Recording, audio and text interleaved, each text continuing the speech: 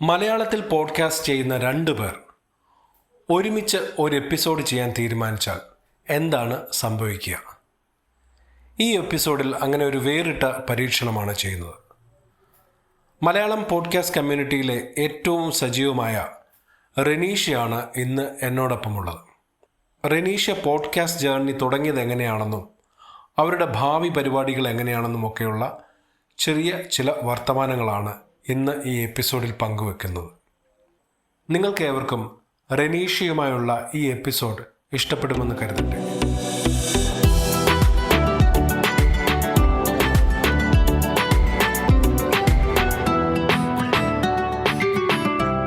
Renisha, I welcome you to my podcast.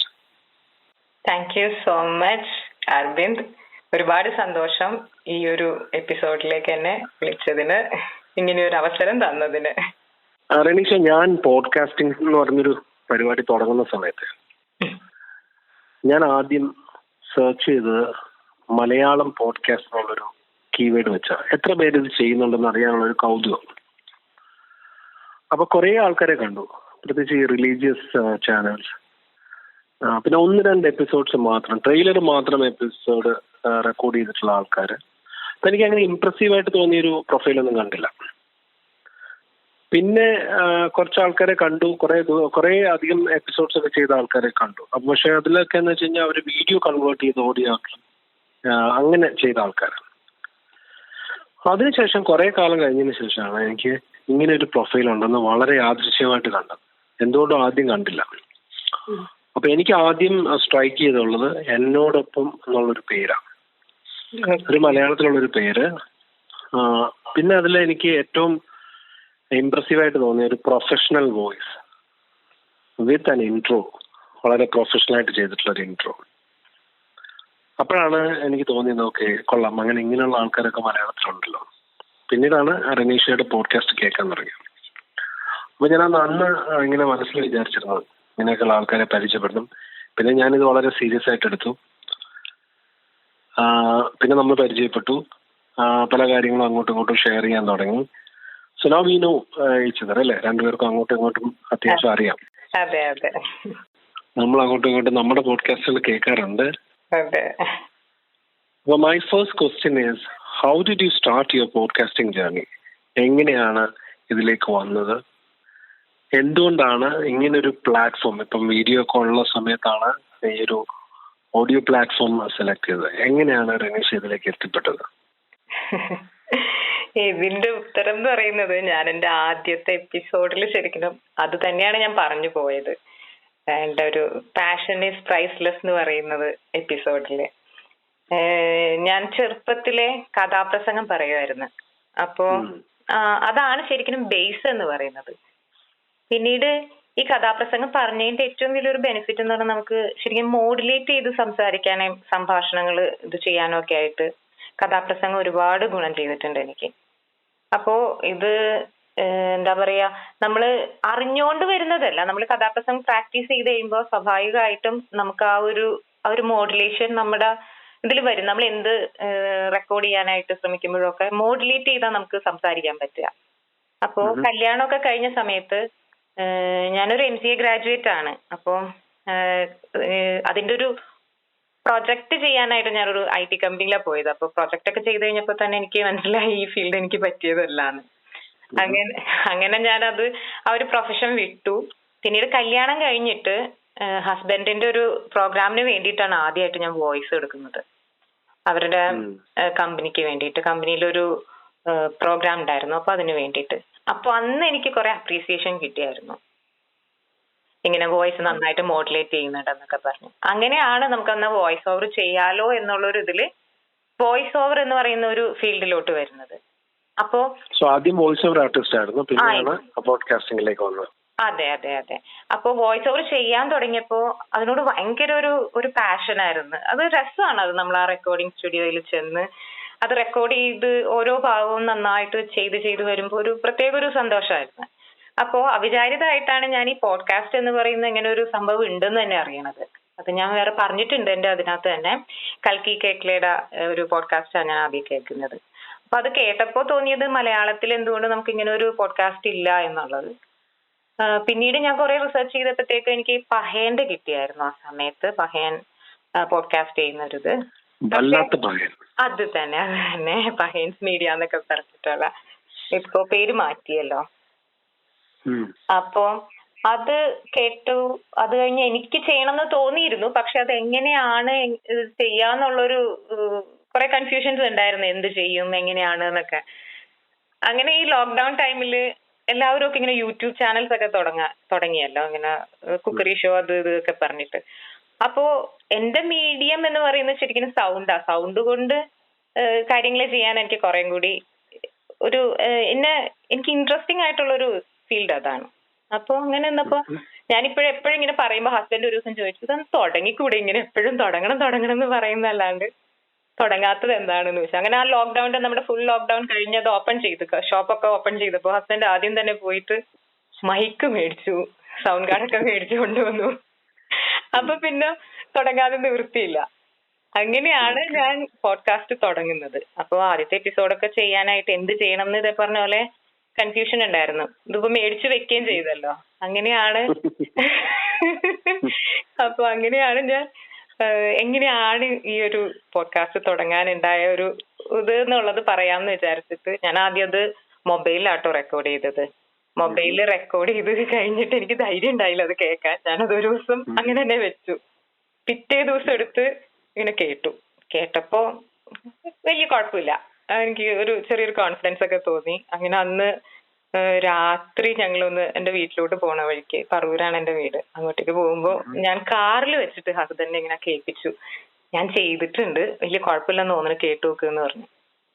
കേട്ട് കഴിഞ്ഞപ്പോ തന്നെ ഹസ്ബൻഡ് അപ്പൊ തന്നെ കഴിയുന്നു, നീ ഇത് ചെയ്യ്, ഇനി എന്തിനാ വെച്ചോണ്ടിരിക്കണേന്ന് പറഞ്ഞു. അങ്ങനെയാണ് ഞാൻ ആ പോഡ്കാസ്റ്റ് ആദ്യമായിട്ട് ചെയ്യുന്നത്. അപ്പൊ സൗണ്ട് തന്നെ എനിക്ക് എപ്പോഴും റെക്കോർഡിങ്ങും അതിങ്ങനെ സംസാരിക്കുന്നതൊക്കെ ഒത്തിരി ഇഷ്ടമുള്ളത് കൊണ്ട് ഈ ഒരു പോഡ്കാസ്റ്റ് എനിക്ക് ഇപ്പോഴും ഓരോ എപ്പിസോഡ് ചെയ്യുമ്പോഴും ഭയങ്കര സന്തോഷത്തോടു കൂടി തന്നെയാണ് ചെയ്യുന്നത്. അതിനുവേണ്ടി എടുക്കുന്ന എഫേർട്ടൊക്കെ ഭയങ്കര എന്താ പറയാ, എല്ലാവരും നമുക്കത് എൻജോയ് ചെയ്യാൻ പറ്റും. അത് അതിനുവേണ്ടി റിസർച്ച് ചെയ്യുമ്പോഴും അതിനുവേണ്ടി റെക്കോർഡ് ചെയ്യുന്ന ആ ഒരു മൊമെന്റ് എന്നൊക്കെ പറയുന്നത് ഭയങ്കര എൻജോയ് ചെയ്ത്. എന്റെ ഒരു ക്രിയേറ്റീവ് വേൾഡ് ആണ് ഇവിടെ നിന്ന്.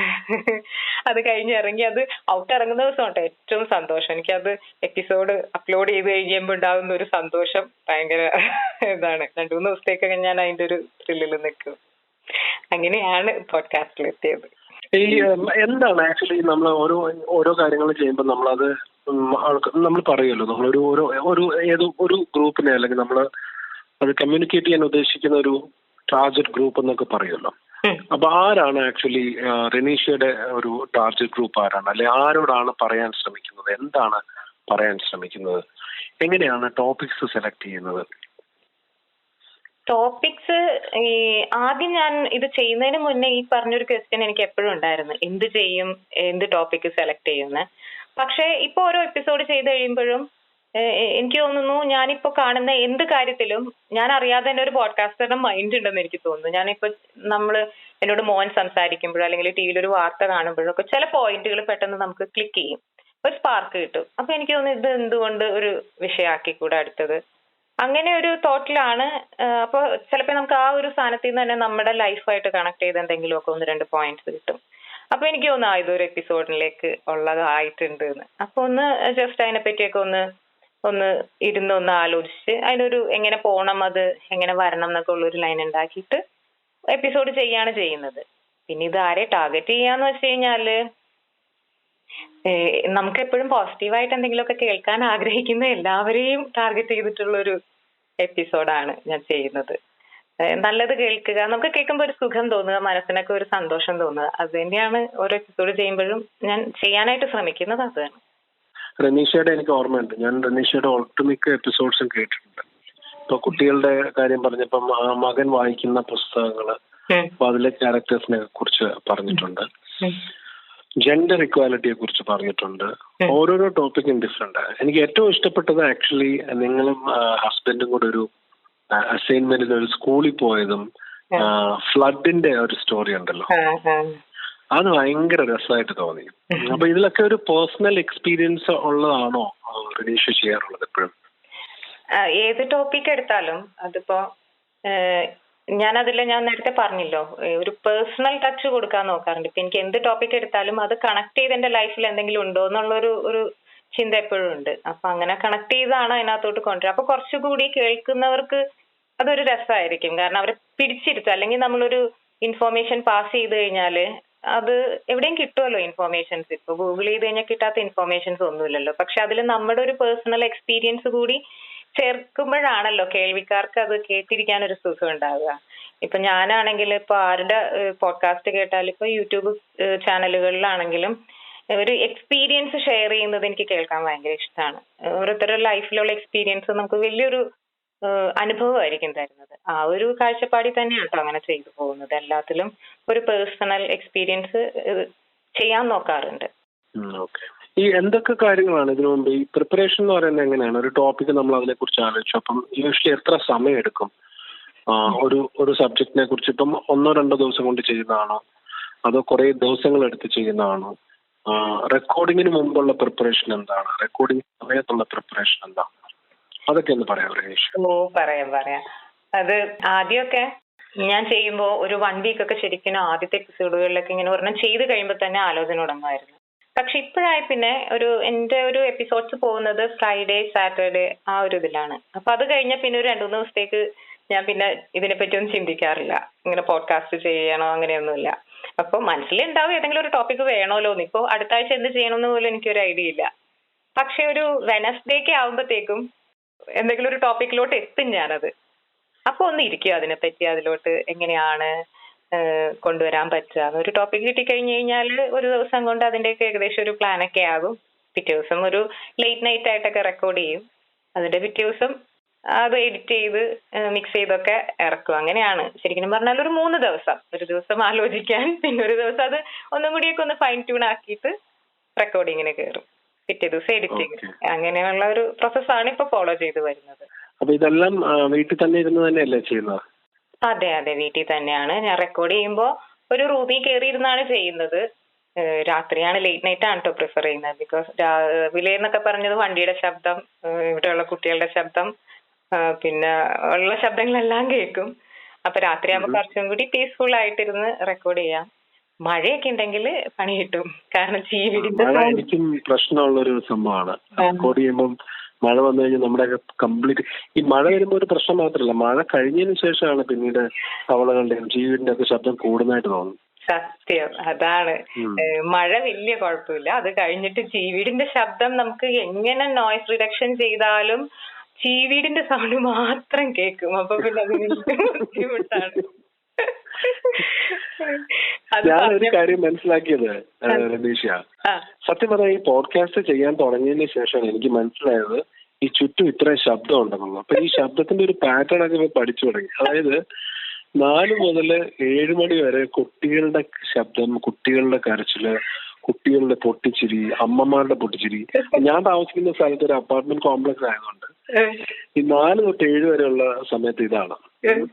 പിന്നെ രാവിലെ 6 മണി 6:30 മുതൽ എനിക്ക് തോന്നുന്നു 8-8 വരെ ഈ ഓൺലൈൻ ക്ലാസ് കൊണ്ട് കാണാം. ഇപ്പൊ എന്റെ വീട്ടിൽ തന്നെ ആണെങ്കിൽ 2 പേരും ഉണ്ട്.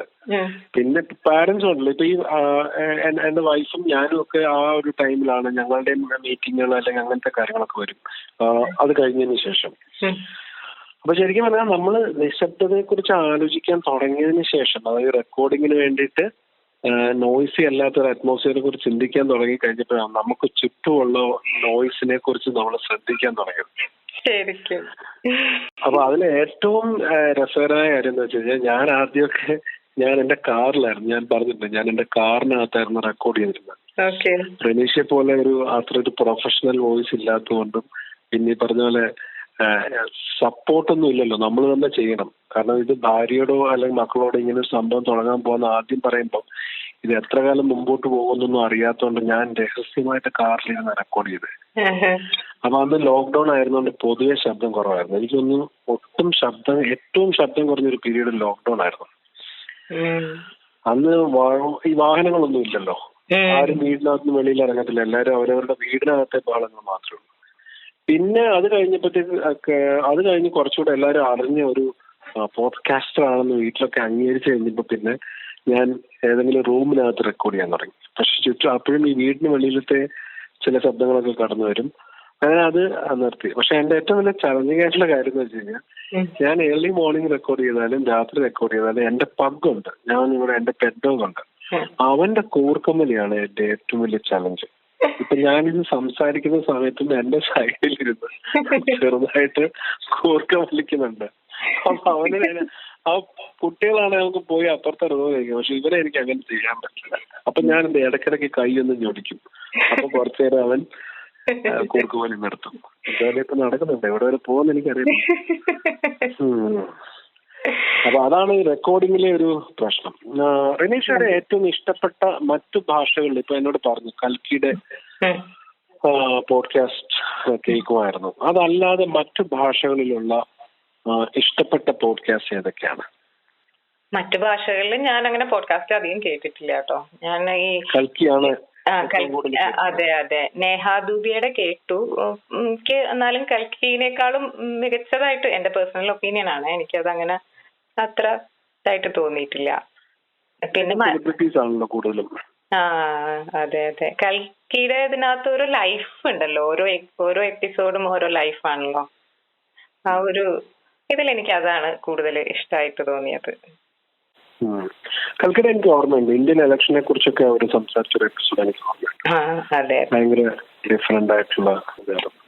ഞാൻ ആക്ച്വലി എന്റെ ഇൻഡസ്ട്രിയുമായിട്ട് ബന്ധപ്പെട്ടും അല്ലാതെയൊക്കെ ഞാൻ ഈ ലോങ് ഡ്രൈവും മീറ്റിംഗ്സിനൊക്കെ പോകുമ്പോൾ പണ്ട് നേരത്തെ ഇങ്ങനത്തെ ഈ പോഡ്കാസ്റ്റ് കേൾക്കുമായിരുന്നു. 2-3 വർഷം മുമ്പൊക്കെ കേൾക്കുമായിരുന്നു.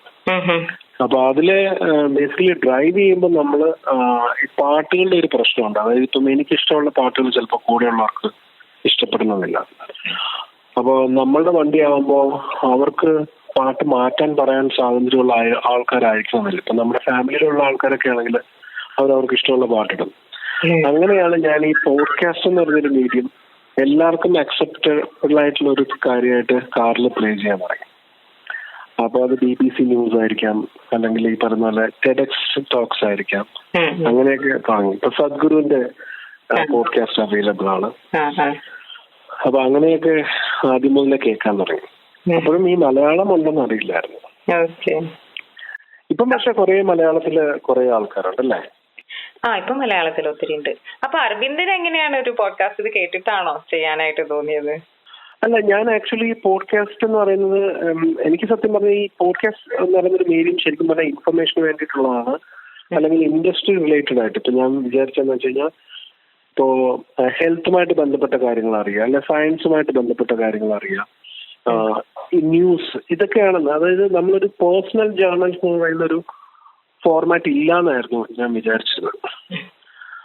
പിന്നെ ഈ കൽക്കിയുടെ ഒക്കെ കുറച്ചൊരു എനിക്കൊന്ന് അതൊക്കെ കഴിഞ്ഞതിന് ശേഷം ഒരു വർഷത്തിന് മുമ്പ് ഞാൻ എല്ലാ വർഷത്തിലും ഇങ്ങനെ ആരോഗ്യത്തിന് വേണ്ടി എന്തെങ്കിലുമൊക്കെ ചെയ്യണമെന്ന് ആഗ്രഹിക്കും. അത് 1 മാസം നീണ്ടു നിൽക്കുകയും ചെയ്യുന്ന ഒരു പ്രത്യേക പരിപാടി എനിക്കുണ്ട്. ആ സമയത്താണ് ഞാൻ ജിമ്മിൽ പോയി ജോയിൻ ചെയ്യുക, അല്ലെങ്കിൽ നടക്കാൻ തീരുമാനിക്കുക, ഡയറ്റ് മാറ്റാൻ ശ്രമിക്കുക, ഇങ്ങനെയൊക്കെ ചെയ്യുന്നുണ്ട്. അങ്ങനെ എനിക്ക് നടക്കാൻ തീരുമാനിച്ച സമയത്താണ് ഞാൻ ഈ പോഡ്കാസ്റ്റ് വീണ്ടും കേൾക്കാൻ തുടങ്ങി. ആ സമയത്ത് ഈ കൽക്കിയും സദ്ഗുരുവും ഒക്കെ അങ്ങനെയുള്ള കുറച്ചുകൂടി ഇന്ത്യൻ ആൾക്കാരുടെ കേൾക്കാൻ തുടങ്ങി. അപ്പോഴും എനിക്ക് പക്ഷെ ഇങ്ങനൊരു മലയാളത്തിൽ ചെയ്യണമെന്നൊരു ഐഡിയ ഒന്നുമില്ലായിരുന്നു. പക്ഷെ അതിനു മുമ്പും ടോപ്പിക്കുകൾ ഫോണിൽ റെക്കോർഡ് ചെയ്ത് എനിക്ക് എൻ്റെ ഒരു സുഹൃത്തുണ്ട്, രാജഗോപാൽ എന്ന് പറഞ്ഞു. അദ്ദേഹം അഡ്വർടൈസിംഗ് ഇൻഡസ്ട്രിയിലുള്ള മീഡിയ ബാക്ക്ഗ്രൗണ്ട് ഉണ്ട്, അഡ്വർടൈസിംഗ് ഇൻഡസ്ട്രിയിൽ വർക്ക് ചെയ്യുന്ന ബ്രാൻഡ്സുമായിട്ട് ബന്ധപ്പെട്ട ഒരു ഏരിയ. അപ്പൊ ഞാൻ അദ്ദേഹത്തിന് ഇത് റെക്കോർഡ് ചെയ്ത് അയച്ചു കൊടുക്കുമായിരുന്നു. അപ്പൊ ഞങ്ങൾ വെറുതെ അതൊരു തമാശക്ക് ഓരോ എപ്പിസോഡ്സ് അല്ല, ഓരോ ടോപ്പിക്കിനെ ബേസ് ചെയ്ത് അയച്ചു കൊടുക്കുമായിരുന്നു. പക്ഷെ അപ്പോഴും ഈ അതൊരു മീഡിയത്തിൽ ഉപയോഗിക്കണം എന്നുള്ളതൊന്നും അറിയത്തില്ല. പക്ഷെ ലോക്ക്ഡൌൺ പിന്നെ നമ്മുടെ എല്ലാവരുടെയും ധാരണകൾ മാറ്റിയതുകൊണ്ട് അങ്ങനെ നമ്മൾ വിചാരിച്ചു ഓക്കെ ഇങ്ങനെ ഒരു ഫോർമാറ്റിലേക്ക് മാറ്റാം എന്ന് വിചാരിച്ചു. എങ്ങനെയാണ് ആ തോട്ട് വന്നതെന്ന് എനിക്കറിയില്ല. പക്ഷെ ഒരു ദിവസം അങ്ങനെ തീരുമാനിച്ചു, റെക്കോർഡ് ചെയ്തു, പിന്നെ അതങ്ങനെ മുമ്പോട്ട് പോയി. പിന്നെയാണ് നിങ്ങളെപ്പോലുള്ളവരെയൊക്കെ കണ്ടത്. അപ്പം നമുക്ക് ഈ ഇൻഡസ്ട്രിയിൽ അല്ലെങ്കിൽ ഒരു സ്പേസിൽ ഒരുപാട് ആൾക്കാരുണ്ടെന്നുള്ളതും ഒക്കെ മനസ്സിലായത്. അപ്പോഴാണ് നമുക്ക് മനസ്സിലായി ഓക്കെ ഇത് മുമ്പോട്ട് പോകുന്നതിന് കുഴപ്പമില്ല, ഒരുപാട് ആൾക്കാർ നമ്മുടെ കൂടെ ഉണ്ടെന്ന് മനസ്സിലായി. ഞാൻ അരവിന്ദിന്റെ കേൾക്കുന്നത് ആ ഓണത്തിനെ പറ്റിയിട്ടുള്ള എപ്പിസോഡാണ്. അങ്ങനെയാണ് അരവിന്ദ് പോഡ്കാസ്റ്റ് ചെയ്യുന്നത്. ഇങ്ങനെ ഒരു ഞാൻ നമ്മുടെ കമ്മ്യൂണിറ്റിയിൽ അങ്ങനെ ഞാൻ അരവിന്ദിനെ കണ്ടിട്ടില്ല, ആ പോഡ്കാസ്റ്റും കേട്ടിട്ടുണ്ടായില്ല. പക്ഷെ എനിക്ക് ഈ മെസ്സേജ് കിട്ടി കേട്ടപ്പോഴാണ് ഇങ്ങനെ, അന്ന് ഡെയിലി ഡോസ് എന്നായിരുന്നു നല്ല അതിന്റെ പേര്. അതെ അതെ അതെ അതെ അതെ. അപ്പോ അങ്ങനെയാണ് ഞാൻ അത് കേൾക്കുന്നത്. പിന്നീട് ഓരോ എപ്പിസോഡ് ചെയ്യുമ്പോഴും അരവിന്ദ് ലിങ്ക് അയക്കാറുണ്ടല്ലോ, അപ്പൊ അങ്ങനെ കേൾക്കാറുണ്ട്. എല്ലാം എനിക്കും വളരെ നല്ല ഇൻഫോർമേറ്റീവ് ആയിട്ടുള്ള ഒരുപാട് കാര്യങ്ങൾ അതിനകത്ത് കിട്ടാറുണ്ട് എപ്പിസോഡില്. ലേറ്റസ്റ്റ് ആയിട്ട് ചെയ്ത ഇന്ദിരാഗാന്ധിയുടെ ഇതൊക്കെ ഞാൻ കഴിഞ്ഞ ദിവസമാണ് കേട്ടത്. എനിക്ക് ഭയങ്കര ഇഷ്ടമായ ഒരു എപ്പിസോഡായിരുന്നു. പിന്നെ ടീച്ചേഴ്സ് ഡേയുടെ എപ്പിസോഡ്, അയ്യോ ആ സ്റ്റോറി ഭയങ്കര ടച്ചിങ് സ്റ്റോറി ആയിരുന്നു കേട്ടോ. അത് എനിക്കത് കേട്ടപ്പോ ഭയങ്കര ഒരു ഫീൽ ആയിരുന്നു അത് കേട്ടപ്പോ. അങ്ങനെ ഒരു സ്റ്റോറി അത് വളരെ രസകരമായിട്ട് പറഞ്ഞിട്ടുണ്ട്. പിന്നെ ടീച്ചറിനെ വിളിച്ച് സംസാരിച്ചു. ടീച്ചറെ അത് സത്യം പറഞ്ഞാൽ എനിക്ക് എൻ്റെ ഒരു പേഴ്സണലി ഫേവറേറ്റ് ആണ്. ടീച്ചറിനെ എല്ലാ വർഷവും വിളിക്കുകയും ടീച്ചറിനോട് സംസാരിക്കുകയൊക്കെ ചെയ്യുമ്പം ശരിക്കും പറഞ്ഞാൽ ഇത് നമ്മൾ ചില കാര്യങ്ങൾ ചെയ്യുമ്പോൾ നമ്മളൊന്നും ഒരിക്കലും പ്രതീക്ഷിക്കില്ല നമ്മളൊക്കെ പിന്നീട് ഇതൊക്കെ ഒരു കഥയായിട്ട് പറയേണ്ടി വരുന്നൊക്കെ. എനിക്ക് ഭയങ്കര ഒരു കോയിൻസിഡന്റ് ആയിട്ട് തോന്നിയ എൻ്റെ ഏറ്റവും നല്ല പോസിറ്റീവ് എക്സ്പീരിയൻസിലൊന്നാണ് ഈ ടീച്ചേഴ്സുമായിട്ടുള്ള ബന്ധവും ആ ഒരു എപ്പിസോഡും ഒക്കെ. ഈ ഡെയിലി ഡോസ് എന്ന് പറഞ്ഞിട്ട് ഈ ആദ്യമൊക്കെ ഒത്തിരി എപ്പിസോഡ്സ് ഇങ്ങനെ ഡെയിലി ചെയ്യുമായിരുന്നല്ലോ. അപ്പൊ എങ്ങനെയായിരുന്നു അതങ്ങനെ മാനേജ് ചെയ്തത്? കാരണം ഞാൻ മാക്സിമം 2 എണ്ണമൊക്കെ ഒരു വീക്കിൽ ചെയ്തിട്ടുണ്ടായിരുന്നുള്ളൂ. അത് എനിക്ക് ഒത്തിരി ബുദ്ധിമുട്ടായിരുന്നു അത് തന്നെ ചെയ്യാനായിട്ട്. ഇപ്പൊ ഞാൻ 1 എണ്ണം ആക്കി. അപ്പോ അരവിന്ദ് ഇത് എങ്ങനെയാ മാനേജ് ചെയ്തത്? ഇപ്പൊ വർക്കും ഉണ്ട് കൂടെ ഇതും കൂടി എങ്ങനെയാ മാനേജ് ചെയ്തിരുന്നത്? ഇല്ല രമേശ്, അത് ആക്ച്വലി അന്നത്തെ നമ്മുടെ ബോധമില്ലായ്മ കൊണ്ട് സംഭവിച്ചാണ്. അപ്പൊ അത് എന്നുവെച്ചാൽ നമ്മൾ വിചാരിക്കുന്നത് നമുക്ക് എല്ലാ ദിവസവും ചെയ്യാം. ഇതിന്റെ ഒരു സീരിയസ്നെസ് അറിയില്ലല്ലോ. നമ്മൾ ആദ്യം വിചാരിക്കുന്നത് വീഡിയോ ഇപ്പം ഒരു യൂട്യൂബ് ഇതിലൊക്കെ എനിക്ക് ആക്ച്വലി ഞാൻ കുറച്ച് അങ്ങനത്തെ കാര്യങ്ങൾ വീഡിയോ ഞാൻ ചെയ്തിട്ടുണ്ട്. ഞാൻ പ്രൊഫഷണലി അല്ലാതെ എൻ്റെ ഒരു പേഴ്സണൽ ഇൻട്രസ്റ്റിൽ ഞാൻ ചെയ്തിട്ടുണ്ട്. പക്ഷെ അതിൽ നമുക്ക് കുറച്ചുകൂടെ ഒരു എന്താ പറയാ ഒരു ടൈം നമുക്ക് വേണം. പക്ഷെ ഇതിൽ ഞാൻ വിചാരിച്ചത് പോഡ്കാസ്റ്റ് അല്ലേ, ഒരു എപ്പിസോഡ് നമ്മൾ സൗണ്ട് മാത്രമേ ഉള്ളൂ, അതിനകത്ത് ഒരുപാട് ഫാക്ടേഴ്സ് ഒന്നുമില്ല. അതിന് എഡിറ്റിങ്ങിന് വലിയൊരു നമ്മൾ വീഡിയോ എഡിറ്റ് ചെയ്യുന്ന പോലെ അത്ര വലിയൊരു പ്രശ്നമൊന്നും ഇല്ലാന്നൊക്കെ വിചാരിച്ചത്. പക്ഷെ ചെയ്ത് കഴിഞ്ഞിട്ടാണ് എനിക്ക് മനസ്സിലായത് നമുക്ക് വീഡിയോയിൽ പറയാൻ പറ്റുന്ന കാര്യങ്ങൾ അതേപോലെ തന്നെ ഒരു സ്റ്റോറി ആക്കി നമ്മൾ ഇതിൽ പറയുമ്പം ശരിക്കും പറയാൻ നമുക്ക് കുറച്ചുകൂടെ ടൈമും നമ്മളുടെ ശ്രദ്ധയും ഭയങ്കര കൂടുതൽ വേണം. അപ്പൊ ആദ്യമൊക്കെ നമ്മളത് ഭയങ്കര കണ്ടിന്യൂസ് ആയിട്ട് ചെയ്തിരുന്നു. പിന്നെ എനിക്ക് മനസ്സിലായി ടോപ്പിക് സെലക്ട് ചെയ്യുമ്പോഴും ഒക്കെ അതിനൊരു ടൈം എടുത്ത് ചെയ്യുമ്പോഴാണ് നന്നാവുന്നത്. അതുകൊണ്ടാണ് പിന്നെ അതിന്റെ ഒരു ഫ്രീക്വൻസി കുറഞ്ഞത്. പിന്നെ കമ്പാരിറ്റീവ്ലി നമ്മുടെ ഈ ഒരു സമയം ശരിക്കും പറഞ്ഞാൽ ഐ വാസ് ഡൂയിങ് ലിറ്റിലി നത്തിങ്. വെളിയിലേക്ക് പോലും ഇറങ്ങാൻ പറ്റാത്ത സമയത്തായിരുന്നല്ലോ നമ്മൾ ഈ കോവിഡിന്റെ ടൈമിൽ, ഐ മീൻ ലോക്ക്ഡൌണിന്റെ ടൈമിൽ ഉണ്ടായിരുന്നത്. അപ്പൊ അതുകൊണ്ട് ഇഷ്ടം പോലെ സമയം ഉണ്ടായിരുന്നു. And the best thing was ഈ ഒരു സമയത്ത് ഒരു പുതിയ കാര്യം തുടങ്ങാൻ പറ്റി എന്നുള്ളതാണ്. ഒരുപാട് ആൾക്കാർ എന്നോട് പറയാറുണ്ട് സിനിമ കണ്ടു സമയം കളയാൻ ബുദ്ധിമുട്ടി എന്നൊക്കെ പറയുമ്പോൾ. അപ്പൊ ആക്ച്വലി എനിക്കൊരു 6 മാസം പോയത് അറിയത്തില്ല. I was totally engaged. അപ്പൊ അതെനിക്ക് ഭയങ്കര പോസിറ്റീവായിട്ടുള്ള ഒരു പുതിയ കാര്യം നമ്മുടെ ജീവിതത്തിൽ നമുക്ക് ഇതുവരെ ചെയ്യാതിരുന്ന ഒരു പുതിയ കാര്യം നമ്മൾ തുടങ്ങുകയും അതിനകത്തൊരു ബേസിക്കലി ഒരു ക്രിയേറ്റീവ് സ്പേസ് ആണല്ലോ. ഇപ്പൊ രമേശ് പറഞ്ഞ പോലെ ഇതെന്റെ എനിക്കൊരു ക്രിയേറ്റീവ് സ്പേസ് ഉണ്ടെന്ന് എനിക്ക് അറിയില്ലായിരുന്നു. നമ്മൾ ആക്ച്വലി ഞാനൊരു ഇവന്റ് മാനേജറാണ്. 22 വർഷമായിട്ട് ഞാൻ ഇൻഡസ്ട്രിയിൽ ഉള്ളതായതുകൊണ്ട് എന്റെ ബിസിനസ്സുമായിട്ട് ബന്ധപ്പെട്ട ക്രിയേറ്റീവ് ഏരിയയിലാണ് ഞാൻ സ്കൂളിൽ സമയം സ്പെൻഡ് ചെയ്തുകൊണ്ടത്. പക്ഷെ സ്വന്തമായിട്ട് നമ്മളൊരു സാധനം നമുക്ക് വേണ്ടി ചെയ്യുന്ന, നമ്മൾ ഇഷ്ടപ്പെട്ട് ചെയ്യുന്ന, ഐ മീൻ നമുക്കായിട്ട് മാത്രം ചെയ്യാൻ പറ്റുന്ന ഒരു ആക്ടിവിറ്റി എന്നുള്ള രീതിയിലാണ് ഈ ഇതിനെ ഞാൻ കാണുന്നത്. അപ്പൊ അത് കുറച്ച് സമയം എടുത്തൊക്കെ ഇപ്പൊ തന്നെ ഈ അങ്ങനെ പെട്ടെന്നൊന്നും ഉണ്ടാക്കാൻ പറ്റത്തില്ല. ഇപ്പൊ ആക്ച്വലി എനിക്ക് ഭയങ്കര പേടിയാണ്.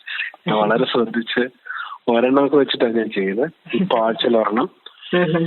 ഇനി അതിന്റെ ഫ്രീക്വൻസി കൂട്ടിക്കൊണ്ടുവരണമെന്ന് 2 എണ്ണം വരെ ആക്കണമെന്നാണ് എന്റെ ആഗ്രഹം ബൈ മാർച്ച്.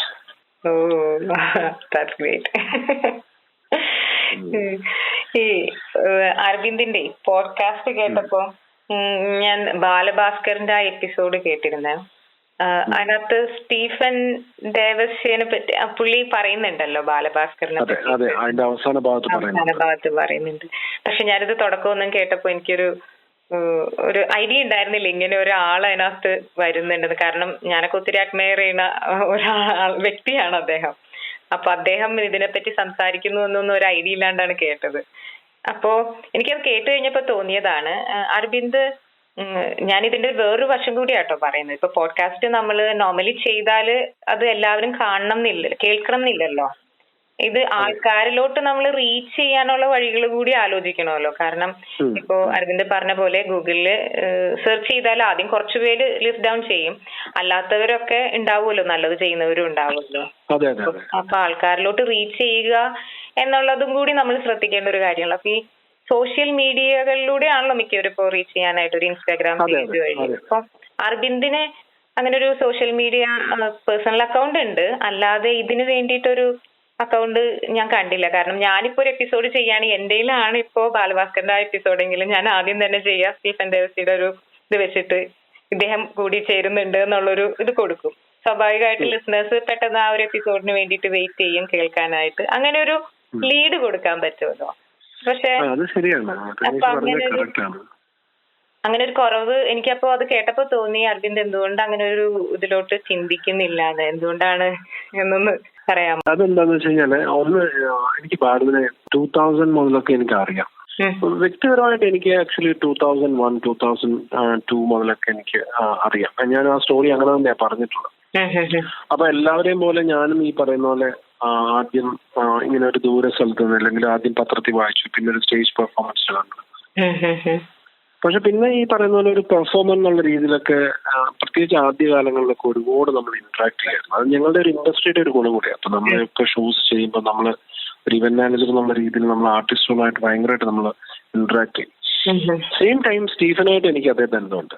എനിക്ക് ഓർമ്മയുണ്ട്, ഞാൻ സ്റ്റീഫനൊക്കെ ആയിട്ട് ഈ 0 ഡിഗ്രി സെൽഷ്യസിൽ ഊട്ടി ഉണ്ടായിരുന്ന ഒരു സമയത്ത് ഷോ ചെയ്തിട്ടുണ്ട്. അതായത് ഒരു ഔട്ട്ഡോർ ഏരിയയിൽ. അതൊക്കെ ഇപ്പൊ ആലോചിക്കുമ്പോൾ ഭയങ്കര പാടാണ്. അത്രത്തോളം കമ്മിറ്റഡ് ആയിട്ടുള്ള ഒരു ആർട്ടിസ്റ്റ് ആയിരുന്നു ഈ സ്റ്റീഫനും. ബേസിക്കലി ഈ ബാലുവിന്റെ ഒരു എപ്പിസോഡ് ആക്ച്വലി എന്റെ ഒരു ട്രിബ്യൂട്ട് ആയിരുന്നു.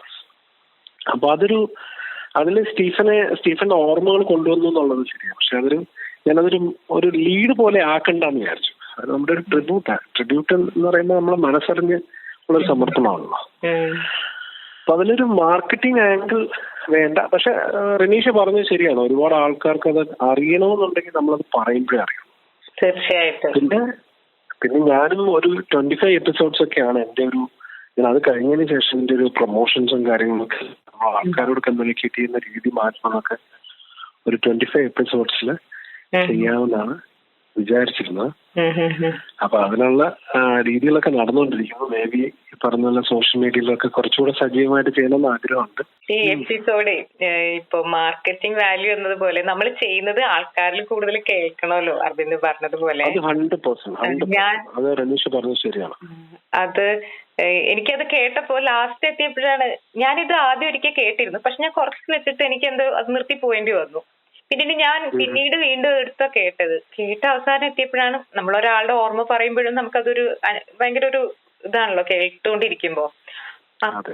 അപ്പോഴാണ് ഞാൻ ഓർത്തത്, അയ്യോ ഇങ്ങനെ ഒരു കാര്യം പറഞ്ഞില്ലായിരുന്നല്ലോ, ഇങ്ങനെ അറിഞ്ഞില്ലല്ലോ എന്നൊക്കെ ഓർത്തത്. അപ്പൊ അങ്ങനെ ഒരു ഇത് നല്ലതാണല്ലോ എന്ന് ഓർത്തിട്ട് ഞാൻ അങ്ങനെ ഒരു ക്വസ്റ്റ്യൻ ചോദിച്ചത്. അത് ശരിയാണ്. ഒരുപാട് ആൾക്കാർ ഒന്നാമത് പോഡ്കാസ്റ്റിന്റെ ഞാൻ കണ്ടിട്ടുള്ള ഏറ്റവും വലിയൊരു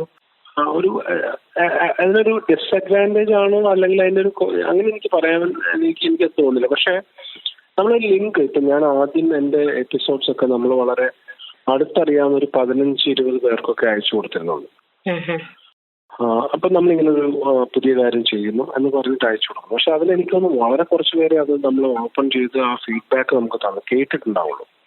കാരണം നമ്മളുടെ എല്ലാ ആക്ടിവിറ്റീസും വിഷ്വലുമായിട്ട് കണക്റ്റഡ് ആണ്. When we open a link, we expect a video. ആ വീഡിയോ കാണാതെ വരുമ്പോൾ നമ്മൾ അവിടെ ക്ലിക്ക് ചെയ്യാൻ ഭയങ്കര പാടാ. ഇത് എന്താണ് ആൾക്കാർക്ക് മനസ്സിലാകുന്നില്ല. പോഡ്കാസ്റ്റ് അങ്ങനെ ഒരു പ്രശ്നമുണ്ട്. ഒരു പ്ലേ ബട്ടൺ ഉണ്ട്, പക്ഷെ വീഡിയോയുടെ ഒരു ഇന്റർഫേസ് ഒന്നും അതിനകത്ത് വരുന്നില്ല.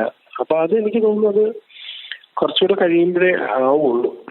അപ്പം ആ ഒരു പ്രശ്നം ഉള്ളത് കൊണ്ട് തന്നെ ആൾക്കാർക്ക് ഇപ്പം നമുക്കിപ്പോ ഒരു തമ്മയിലൊന്നും ഇല്ലല്ലോ. ഇപ്പം യൂട്യൂബ് ആണെങ്കിൽ ഇപ്പം സ്റ്റീഫൻ ദേവസിയുടെയും ബാലഭാസ്കറിന്റെ ഒരു ഫോട്ടോ ഒരുമിച്ച് വന്നിട്ട് ആൾക്കാർക്ക് മനസ്സിലാവും സംതിങ് ഈസ് വേറെ, എന്തെങ്കിലും ഒരു കാര്യം സ്റ്റീഫൻ ഇതിനകത്ത് പറയുന്നുണ്ടാവുന്നുണ്ട്.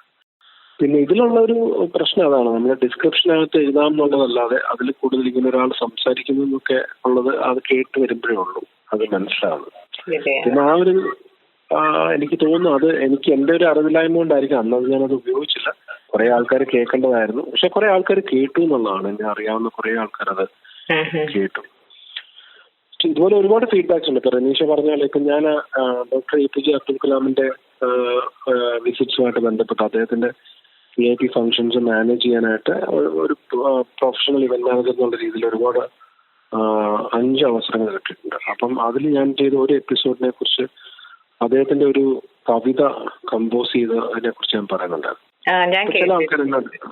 ചില ആൾക്കാർ എന്നോട് ചോദിച്ചു ആ കവിതയും കൂടെ കേൾപ്പിക്കാൻ പാടില്ലായിരുന്നു എന്ന് ചോദിച്ചു. അൺഫോർച്ചുനേറ്റ്ലി ആ കവിത എനിക്ക് ആ കവിത എനിക്കിപ്പോഴും എന്റെ മനസ്സിലാ കവിതയുണ്ട്. പക്ഷെ ആ കവിത ഇപ്പോഴും ആരുടെയും ഉണ്ടെന്നോ അല്ലെങ്കിൽ അന്നത്തെ വീഡിയോയുടെ റെക്കോർഡിങ്ങോ ഒന്നും ഞാൻ ശ്രമിച്ചിട്ട് കിട്ടിയില്ല. ചിലതങ്ങനെ നടക്കും. ഇപ്പൊ പക്ഷെ എനിക്കിപ്പം ഇന്ദിരാഗാന്ധിയുടെ ചെയ്ത് കഴിഞ്ഞപ്പം ആദ്യത്തിന് എനിക്ക് ആ അന്നത്തെ ദിവസം ആകാശവാണിയുടെ ന്യൂസിന്റെ എനിക്ക് തിരുവനന്തപുരത്ത് ഒരു ഫ്രണ്ട് എനിക്ക് അയച്ചു തന്നു. അത് ഞാൻ കേട്ടപ്പോ ഓർത്തു കേട്ടോ, അത് എവിടെ നിന്ന് കിട്ടിയെന്ന്. പല ആൾക്കാരും ചോദിച്ചു. റിസർച്ച് ശരിക്കും ചെയ്തിട്ടുണ്ടെന്ന് തോന്നുന്നു. ആ ഒരു എപ്പിസോഡിൽ ഒരുപാട് കാര്യങ്ങൾ, പഴയ കാര്യങ്ങളൊക്കെ പറഞ്ഞ്. അപ്പൊ ഇതൊക്കെ ഇങ്ങനെയുള്ള പല കാര്യങ്ങളും നമുക്ക് പോഡ്കാസ്റ്റിന്റെ ഒരു പരിമിതിക്കകത്തുനിന്നാണ് നമ്മൾ ചെയ്യുന്നത്. പക്ഷെ എനിക്ക് തോന്നുന്നു കുറച്ച് കഴിയുമ്പോൾ അതൊക്കെ എല്ലാവർക്കും മനസ്സിലാവുന്ന ഒരു സമയം വരുമെന്ന് വിചാരിക്കുന്നു. എനിക്ക് പോസിറ്റീവായിട്ടാണ് തോന്നുന്നത് അരവിന്ദ്. കാരണം ഇത് തുടങ്ങിയ സമയത്തുള്ളതിനേക്കാളും ഒക്കെ ലിസണേഴ്സ്, നമുക്കൊരു അനലറ്റിക്സ് ഒക്കെ നോക്കുമ്പോ ഒത്തിരി ലിസണേഴ്സ് കൂടിയിട്ടുണ്ട്.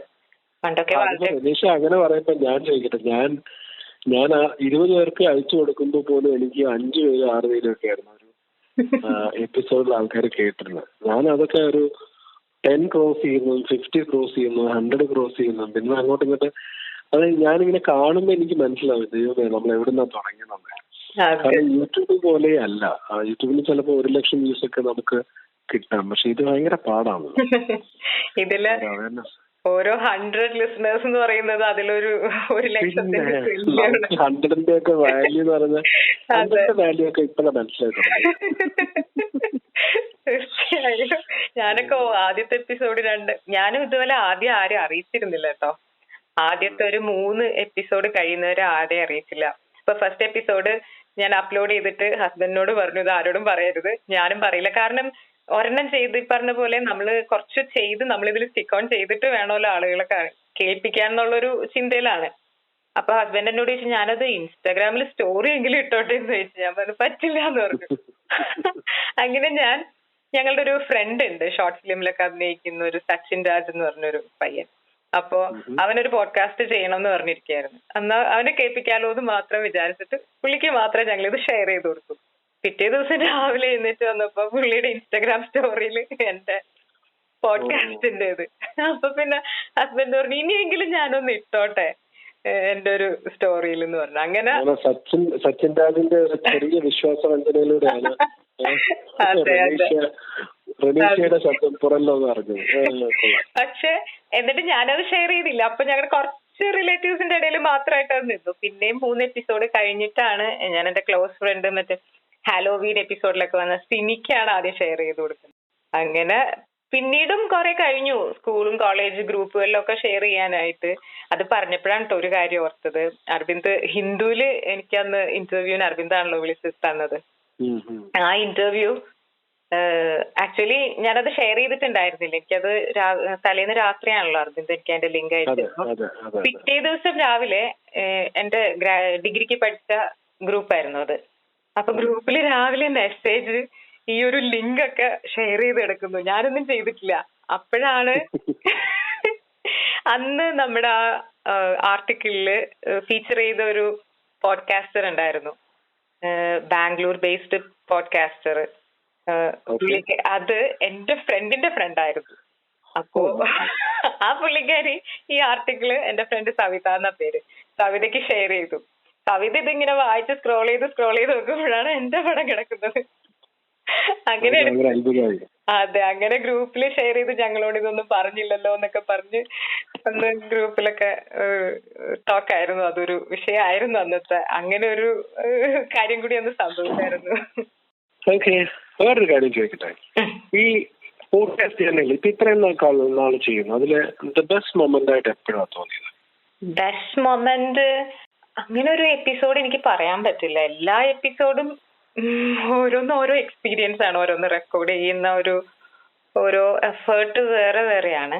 എന്നാലും എന്റെ ക്ലോസ് ടു മൈ ഹാർട്ട് എന്ന് പറയുന്നത് എന്റെ ഫസ്റ്റ് എപ്പിസോഡ് തന്നെയാണ്. അതൊരുപാട് ഞാനൊരു ആഗ്രഹിച്ച് ചെയ്തൊരു കാര്യമാണ്.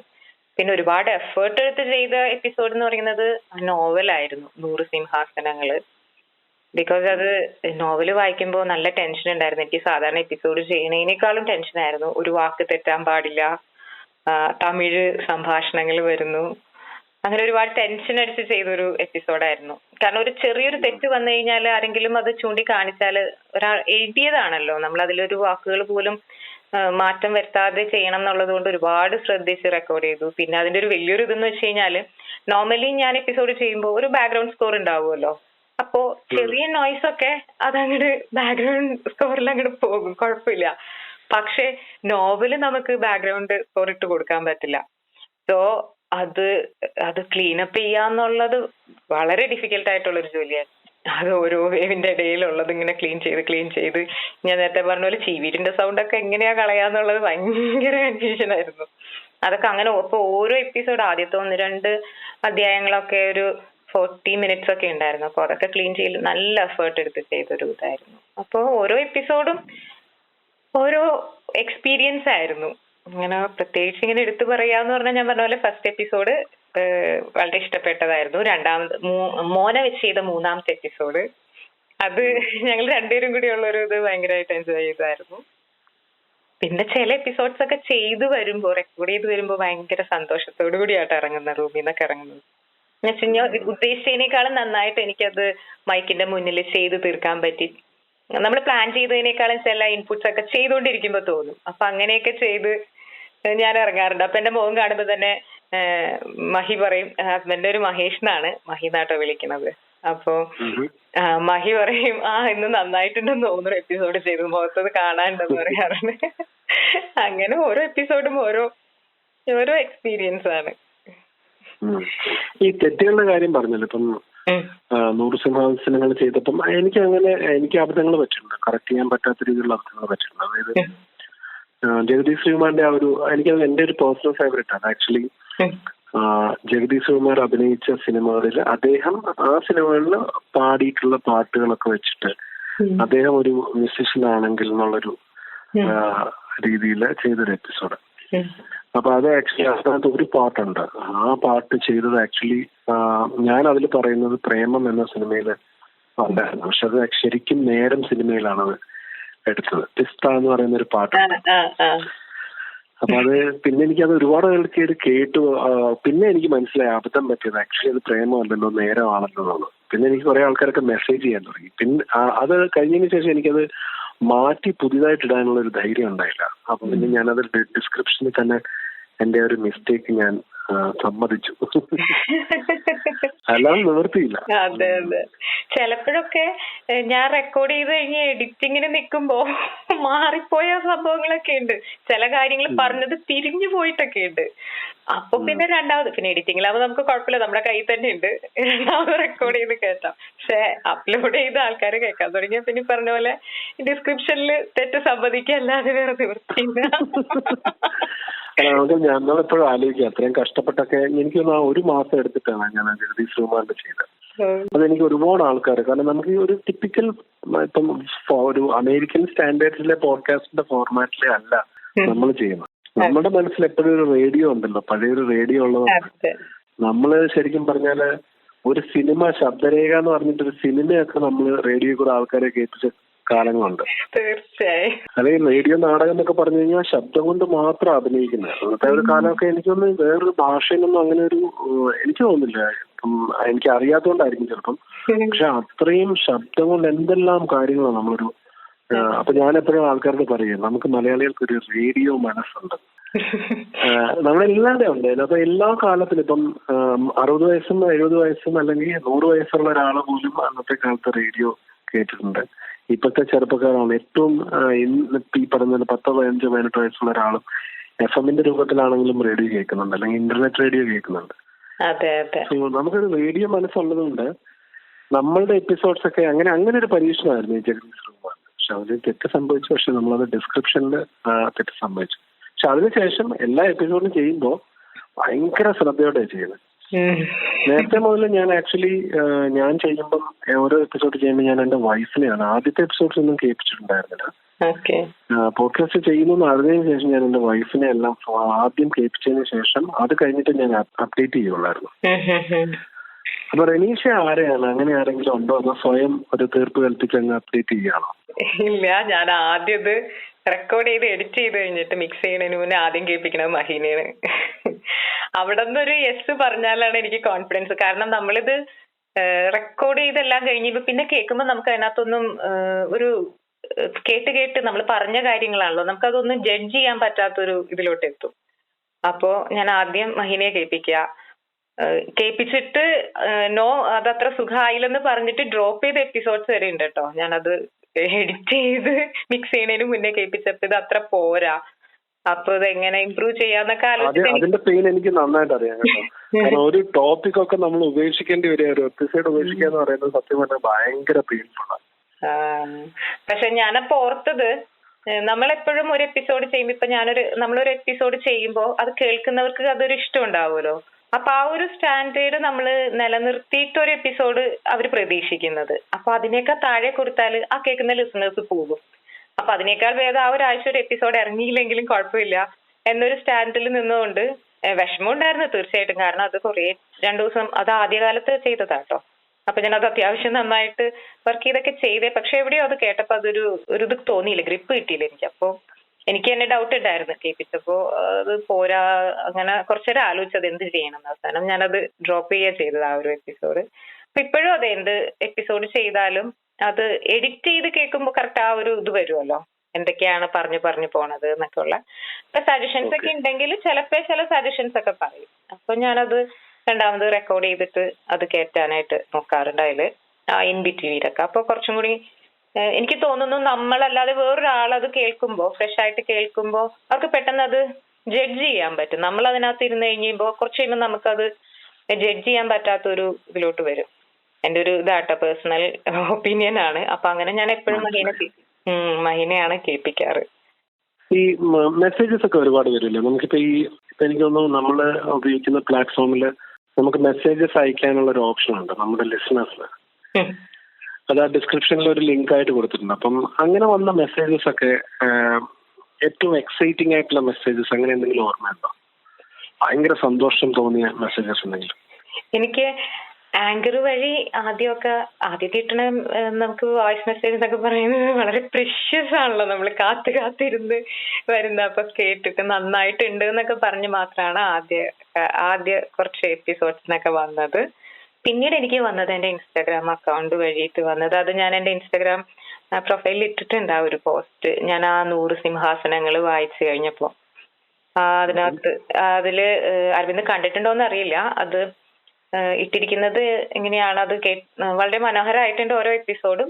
ഈ 100 സിംഹാസനങ്ങള് നോവല് കേട്ടപ്പോ അത്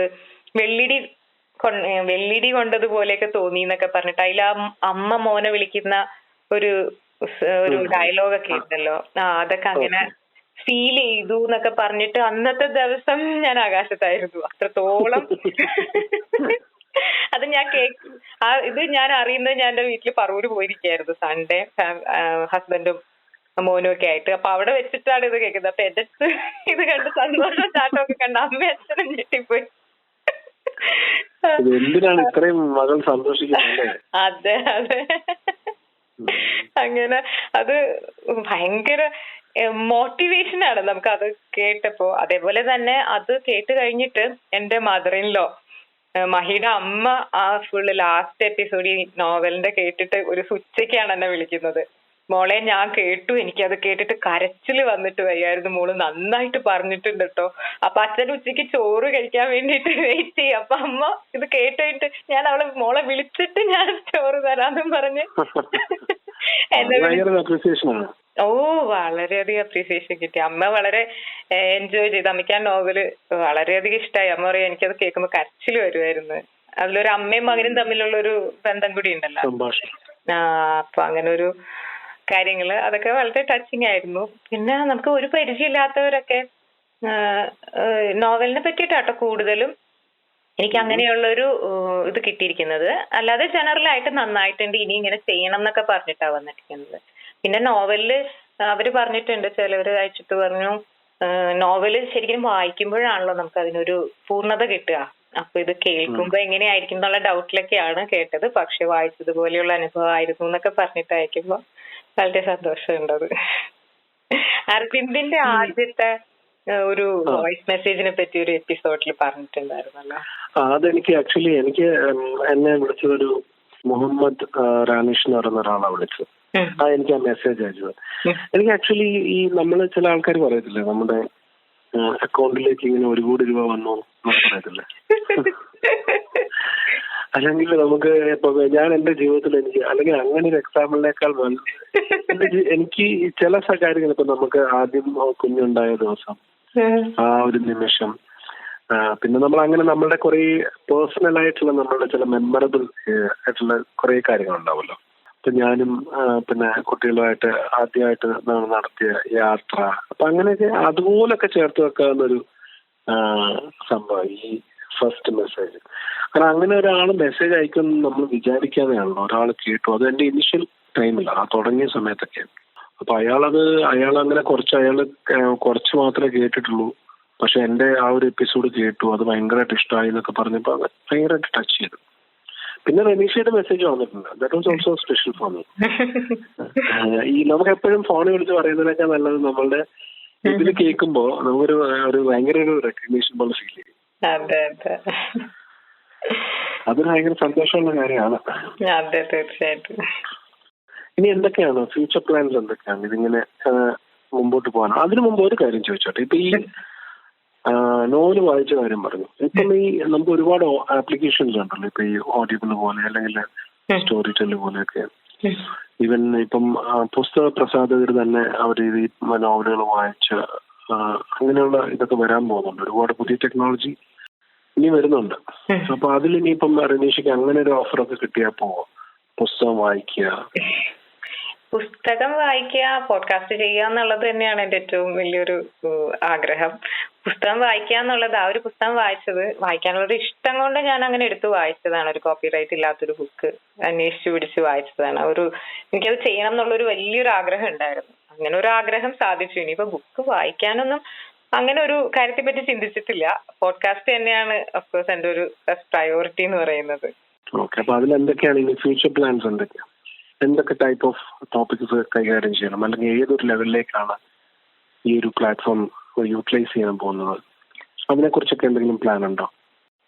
ആക്ച്വലി എപ്പിസോഡ്സിനെ പറ്റി ഒരു എങ്ങനെ പോണം എന്നുള്ളതിനെ പറ്റിയൊന്നും അങ്ങനെ ഒത്തിരി അങ്ങോട്ട് കടന്നൊന്നും ഞാൻ ചിന്തിച്ചിട്ടില്ല. ഇനിയിപ്പോ ഒരു വർഷം കഴിയുമ്പോ എങ്ങനെയായിരിക്കും എന്നുള്ളത് ഓരോ ആഴ്ചയിലും വരുമ്പോ അതിന് പറ്റിയിട്ടുള്ള എപ്പിസോഡ് അങ്ങനെ ചെയ്തു പോവുക എന്നുള്ളൂ. പിന്നെ ഇതിന്റെ വേറൊരു ലെവൽ എന്ന് പറഞ്ഞാല് തീർച്ചയായിട്ടും ഇപ്പൊ യൂട്യൂബ് ആണല്ലോ എല്ലാവരുടെയും മുന്നിൽ നിൽക്കുന്ന ഒരു പ്ലാറ്റ്ഫോം എന്ന് പറയുന്നത്. അപ്പൊ അത് വീഡിയോ, അപ്പൊ അതിൽ നിന്നൊന്ന് മാറിയിട്ട് പോഡ്കാസ്റ്റിന് അങ്ങനെ ഒരു കാലം വരാൻ വേണ്ടിയിട്ടാണ് കാത്തിരിക്കുന്നത്. കാരണം ഇത്രയും ഒരു എക്സ്പീരിയൻസ്, നമ്മൾ ഈ റേഡിയോ ഒക്കെ കേൾക്കുന്നത് പോലെ ഉള്ളൊരു എക്സ്പീരിയൻസ് ശരിക്കും മലയാളികൾക്ക് അത് അത്ര അറിവില്ലാത്തത് കൊണ്ടാണ്. അപ്പൊ എല്ലാവരും അതൊന്ന് തിരിച്ചറിഞ്ഞിട്ടുള്ളൊരു കാലത്തിന് വേണ്ടി വെയിറ്റ് ചെയ്യാണ്. അപ്പൊ അതുവരെ നമ്മള് ചെയ്തോണ്ടേ ഇരിക്കുക. ആളുകൾ താനെ കേട്ട് വരണം. ആ ഒരു ദിവസത്തിന് വേണ്ടി തന്നെയാണ് കാത്തിരിക്കുന്നത്. ഏതെങ്കിലും ഒരു റേഡിയോ സ്റ്റേഷനിൽ നിന്ന് റനീഷയ്ക്ക് ഒരു കോൾ വന്നു കഴിഞ്ഞാൽ റനീഷ അതൊരു പ്രാങ്ക് കോൾ ആയിട്ട് വിചാരിക്കുമോ, അതൊരു ഓഫർ ആയിട്ട് വിചാരിക്കുമോ? എന്നെ പ്രാങ്ക് ചെയ്തിട്ടുണ്ട് എന്റെ ഫ്രണ്ട്. ഞാനൊരു എപ്പിസോഡ് പറഞ്ഞതാണ്. ആണോ? ഞാനത് മിസ് ചെയ്തു. അങ്ങനെ ഒരു എപ്പിസോഡ് കേട്ടില്ല. അതെന്തായിരുന്നു? ആക്ച്വലി പോഡ്കാസ്റ്റ് ഡേക്ക് ക്ലബ് FM വന്നിരുന്നല്ലോ. അതും ക്ലബ് FM എന്നെ വിളിച്ചിട്ട് അന്നൊരു ഇന്റർവ്യൂ ഉണ്ടായിരുന്നു. അന്ന് രാവിലെ ഇന്റർനാഷണൽ പോഡ്കാസ്റ്റ് ഡേ. അതെ. അന്ന് മാതൃഭൂമിയില് ആർട്ടിക്കിൾ വന്നിരുന്നു നമ്മുടെ പോഡ്കാസ്റ്റിനെ പറ്റി.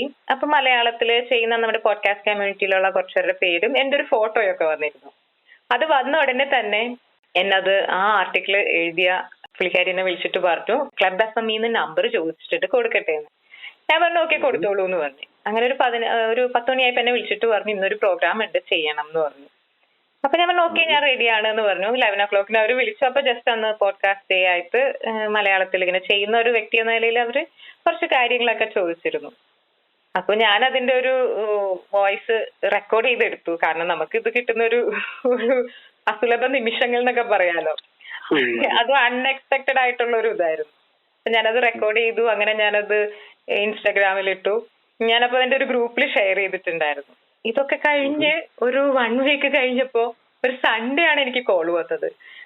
റേഡിയോ മാംഗോയിൽ നിന്നാണ് വിളിക്കുന്നത്, ഒരു ഇന്റർവ്യൂന്നാണെന്ന്. അപ്പൊ ആദ്യം എനിക്ക് തോന്നി റേഡിയോ മാംഗോന്ന് ഇന്റർവ്യൂ. അപ്പൊ ഞാൻ ചോദിച്ചു, അത് ആരാ റേഡിയോ മാംഗോയിൽ ആരാ ഉള്ളതെന്ന് ചോദിച്ചു. ആരാ വിളിക്കണേന്ന് ചോദിച്ചു. നോർമലി നമുക്ക് എന്നെ ക്ലബ് FM ഡയറക്റ്റ് അവര് വിളിക്കുകയാണല്ലോ ചെയ്യുന്നത്, RJs ആണല്ലോ വിളിക്കുക. അപ്പൊ ഇത് പറഞ്ഞു ഏജൻസിന്നാ വിളിക്കണേന്ന് പറഞ്ഞു. അപ്പോഴെനിക്ക് മടുത്തു, ഇത് എവിടെയോ മിസ്റ്റേക്ക് ഉണ്ട്. പക്ഷെ എനിക്കിത് ആരാന്ന് ഇങ്ങനെ കണക്ട് ചെയ്യാൻ പറ്റുന്നില്ല. അപ്പൊ ഞാൻ പറഞ്ഞു, അങ്ങനെയാണെങ്കിൽ നിങ്ങൾ ഏത് പ്രോഗ്രാം? അപ്പൊ ഏതൊക്കെയോ ഒരു പേരൊക്കെ പറഞ്ഞു. ഇത് എങ്ങനെ വന്നിട്ട് എനിക്കിത് കണക്ട് ചെയ്യാൻ പറ്റില്ല. അവസാനം ഇത് രാജഗിരിയിലോട്ട് ചെന്നെത്തി. അപ്പൊ എനിക്ക് മനസ്സിലായി ഞാൻ രാജഗിരിയിലാണ് MCA ചെയ്തത്. അപ്പൊ എനിക്ക് മനസ്സിലായി അപ്പൊ എനിക്ക് മനസ്സിലായി ഇത് രാജഗിരിയിൽ നിന്നാണ് വന്നേക്കണത്. അങ്ങനെ ആലോചിച്ചിട്ട് ഇപ്പൊ സൗണ്ട് കിട്ടി. വിജു എന്ന് പറഞ്ഞ ഫ്രണ്ട് വിളിച്ചതായിരുന്നു. 15 വർഷം കഴിഞ്ഞിട്ടാട്ടോ വിളിക്കുന്നത്. അപ്പൊ നമ്മള് സൗണ്ടൊക്കെ ഓർത്തിരിക്കാൻ വലിയ ബുദ്ധിമുട്ടായിരിക്കും. അങ്ങനെ ഒരു അനുഭവം ഉള്ളത് കൊണ്ട് ഒന്ന് ആലോചിക്കും, പ്രാങ്ക് ആണോ അതോ ഒറിജിനൽ ആണോ എന്നൊക്കെ ഉള്ളത്. ഒരു കാര്യം, ഈ പോഡ്കാസ്റ്റ് കേൾക്കുന്ന ആൾക്കാരോട് ആ ഒരു ക്ലാസി ഇൻട്രൊഡക്ഷൻ ഒന്ന് പറയുമോ? ഓ, തീർച്ചയായിട്ടും പറയാം. ഇൻട്രോ മാത്രം. കാരണം റനീഷയുടെ പോഡ്കാസ്റ്റ് കേൾക്കുന്നവര് ആദ്യം കേൾക്കുന്ന ആ ഒരു സിഗ്നേച്ചർ മ്യൂസിക്കും അതിനോടൊപ്പം ഉള്ള ഒരു എന്നോടൊപ്പം എന്ന് പറയുന്നത്. അപ്പൊ അത് എന്റെ ലിസണേഴ്സിന് വേണ്ടിയിട്ട് റനീഷ തന്നെ പറയും.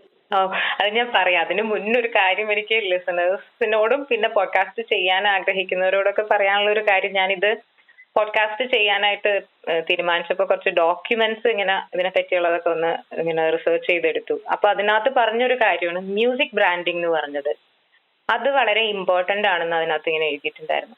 അപ്പൊ നമ്മൾ ഈ വെബ് സീരീസ് ഒക്കെ കേൾക്കുമ്പോഴേ അതിൽ ഒരു ഇതേപോലെ ഒരു മ്യൂസിക് ഉണ്ടാവുമല്ലോ. ആദ്യത്തെ ഒരു എപ്പിസോഡ് കഴിഞ്ഞ് രണ്ടാമത്തെ ആകുമ്പോഴത്തേക്കും നമുക്ക് ആ മ്യൂസിക് കേൾക്കുമ്പോൾ തന്നെ നമ്മൾ അതിന്റെ ഉള്ളിലോട്ട് കയറി ചെല്ലുമല്ലോ. അപ്പൊ അങ്ങനെ ഒരു സാധനം കൊടുക്കണമെന്ന് തോന്നി. അങ്ങനെയാണ് ഈ മ്യൂസിക് ആക്ച്വലി എടുക്കുന്നത്. പിന്നെ എന്നോടൊപ്പം എന്ന് പറയുന്ന പേര് ഞാനും മഹിയും കൂടി ആലോചിച്ച്, മോനും ഉണ്ടായിരുന്നു കേട്ടോ ആ ആലോചനയില്. ഞങ്ങള് 3 പേരും കൂടി ആലോചിച്ചിട്ട് ഒരു മലയാളിത്തുള്ള പേര് കൊടുക്കാമെന്ന് കരുതിയിട്ടാണ് അങ്ങനെ ഒരു പേര്. പിന്നെ എന്റെ ഒരു മുഖം കൊടുത്തത്, അതില് നമ്മളോട് ഒരാൾ സംസാരിക്കുമ്പോൾ നമുക്ക് മുഖം കണ്ട് സംസാരിക്കുമ്പോൾ ഒരു അടുപ്പം കൂടുതൽ ഫീൽ ചെയ്യുമല്ലോ.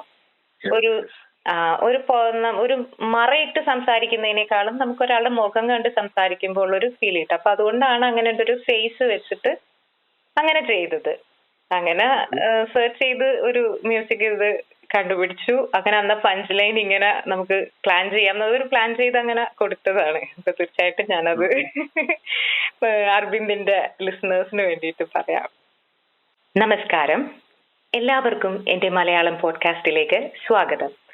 നിങ്ങൾ കേൾക്കുന്നത് എന്നോടൊപ്പം റനീഷയോടൊപ്പം. അടിപൊളി. അതായത് എന്റെ ലിസണേഴ്സും കേൾക്കട്ടെ. അപ്പൊ എന്റെ ലിസണേഴ്സിനോട് പറയാനുള്ളത്, പ്ലീസ് ലിസൺ ടു എന്നോടൊപ്പം റനീഷയോടൊപ്പം. എന്റെ പോഡ്കാസ്റ്റ് കേൾക്കുന്ന എല്ലാ ആൾക്കാരും റനീഷയുടെ പോഡ്കാസ്റ്റും കേൾക്കുക. വളരെ ഇൻഫോർമേറ്റീവ് ആണ്. വളരെ എൻജോയ് ചെയ്യുന്ന ഒരു രസകരമായ വോയിസ് ആണ് റനീഷയുടേത്. നല്ല സബ്സ്റ്റൻസ് ഉള്ള എപ്പിസോഡ്സ് ആണ്. അപ്പം you will really like it. എല്ലാവരും അപ്പം സബ്സ്ക്രൈബ് ചെയ്യണം അല്ലേ? തീർച്ചയായിട്ടും കേൾക്കണം. വോയിസ് മെസ്സേജ് ആയിട്ടും അല്ലാതെയൊക്കെ അഭിപ്രായങ്ങൾ പറയണം അല്ലെ? തീർച്ചയായിട്ടും. എനിക്കും പറയാനുള്ളത്, എന്റെ പോഡ്കാസ്റ്റ് കേൾക്കുന്നവരും തീർച്ചയായിട്ടും അരവിന്ദിന്റെയും കേൾക്കണം തന്നെയാണ്. ഞാൻ അരവിന്ദിന്റെ ഓൾമോസ്റ്റ് എല്ലാ എപ്പിസോഡ്സും കേട്ടിട്ടുണ്ട്. വളരെ ജെനുവിൻ ആയിട്ട് വളരെ സീരിയസ് ആയിട്ട് അതിനെ അപ്രോച്ച് ചെയ്ത് ഓരോ എപ്പിസോഡ് കേൾക്കുമ്പോഴും അതിന്റെ പുറകിലുള്ള ഒരു എഫേർട്ട് മനസ്സിലാകാറുണ്ട്. ആസ് എ പോഡ്കാസ്റ്റർ എന്ന നിലയിൽ നമുക്കൊരു സബ്ജക്ട് അവർ പ്രസന്റ് ചെയ്യുമ്പോൾ നമുക്ക് മനസ്സിലാകും അത് എത്രമാത്രം എഫേർട്ട് അതിന്റെ പിന്നിലുണ്ട്. തീർച്ചയായിട്ടും അരവിന്ദിന്റെ പോഡ്കാസ്റ്റും കേൾക്കണം. വളരെ മനോഹരമായിട്ടുള്ള ഒരുപാട് എപ്പിസോഡ്സ് അതിനകത്തുണ്ട്. എന്നെ ഏതായാലും ഇങ്ങനെ ഒരു കൊളാബിന് വിളിച്ചത് തന്നെ എനിക്കൊരു പുതിയ അനുഭവമാണ്. കാരണം നമ്മള് സാധാരണ ഓരോരുത്തരെ വിളിച്ച് നമ്മളാണല്ലോ ഇന്റർവ്യൂ ചെയ്യാറ്. ഇതിപ്പോ അല്ല, എനിക്ക് അങ്ങനെ ഒരു ഇതുണ്ടായിരുന്നു. ഒരു പോഡ്കാസ്റ്റ് വേറൊരു പോഡ്കാസ്റ്റിനോട് സംസാരിക്കുമ്പോൾ എന്താ സംഭവിക്കുന്നു അറിയണമെന്നുണ്ടായിരുന്നു. അപ്പൊ നമ്മൾ ഒരേ തൂവൽ പക്ഷികൾ നമ്മൾ സംസാരിക്കുന്നതാണല്ലോ അതിനൊരു രസം ഉണ്ടാവും. അപ്പൊ നല്ല ശബ്ദം മാത്രമല്ല, നല്ലൊരു ഹൃദയത്തിനുടമ കൂടിയാണ് റനീഷ്യ. അപ്പൊ ഈ ഒരു ജേർണി, പോഡ്കാസ്റ്റ് ജേർണി മാത്രമല്ല, ഈ സന്തോഷകരമായ സമാധാനകരമായ ഒരു യാത്ര ഒരുപാട് വർഷങ്ങൾ നീണ്ടു നിൽക്കട്ടെ. എല്ലാ സന്തോഷവും സമാധാനവും ഉണ്ടാകട്ടെ. Thank you so much for accepting my invitation to be part of this podcast. ഒരുപാട് സന്തോഷം അരവിന്ദ്, ഇങ്ങനെ ഒരു ഇതിൽ വിളിച്ചതിന്. ബിസിനസിന് വേണ്ടിയിട്ട് റനീഷയുടെ ആ ഒരു സിഗ്നേച്ചർ ട്യൂൺ ഈ എപ്പിസോഡിന്റെ അവസാനത്തിൽ ഇതിന് ശേഷം ഞാൻ പ്ലേ ചെയ്യുന്നതായിരിക്കും. Thank you very much. Okay, thank you very much. നമസ്കാരം, എല്ലാവർക്കും എൻ്റെ മലയാളം പോഡ്കാസ്റ്റിലേക്ക് സ്വാഗതം. നിങ്ങൾ കേൾക്കുന്നത് എന്നോടൊപ്പം റനീഷയോടൊപ്പം.